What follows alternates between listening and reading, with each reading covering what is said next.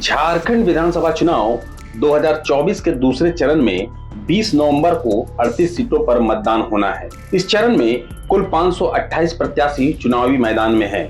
इसमें कई प्रत्याशी ऐसे हैं जो बड़े नेताओं का खेल बिगाड़ सकते हैं। झारखंड विधानसभा 2024 का दूसरा चरण झारखंड की राजनीति का भविष्य तय करेगा। इस चरण में कई दिग्गजों की किस्मत दांव पर लगी हुई है।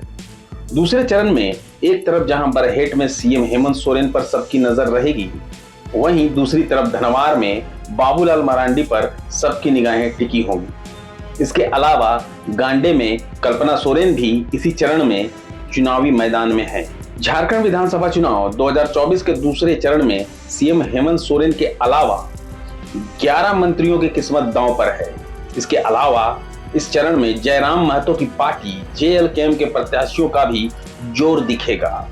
डुमरी और बेरमो में जयराम खुद चुनावी मैदान में हैं। इसके अलावा सिल्ली से सुदेश महतो और देवेंद्र नाथ महतो चुनावी मैदान में रहेंगे।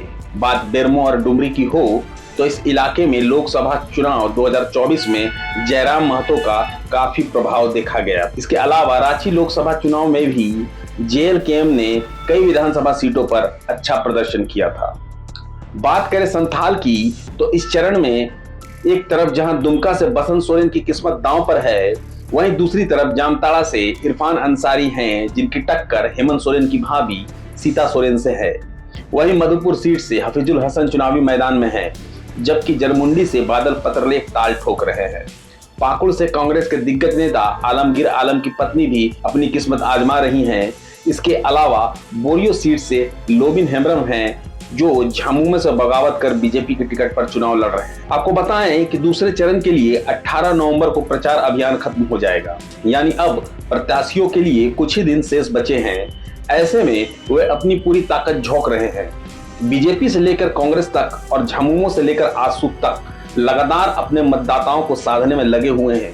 दूसरे चरण में जयराम महतो जैसे नेता भी हैं जो कई जगह त्रिकोणीय मुकाबला बना रहे हैं। वही कई निर्दलीय नेता बड़े नेताओं का खेल बिगाड़ सकते हैं। हालांकि कौन कितना सफल हो पाएगा ये 23 नवंबर को मतगणना के बाद ही पता चलेगा।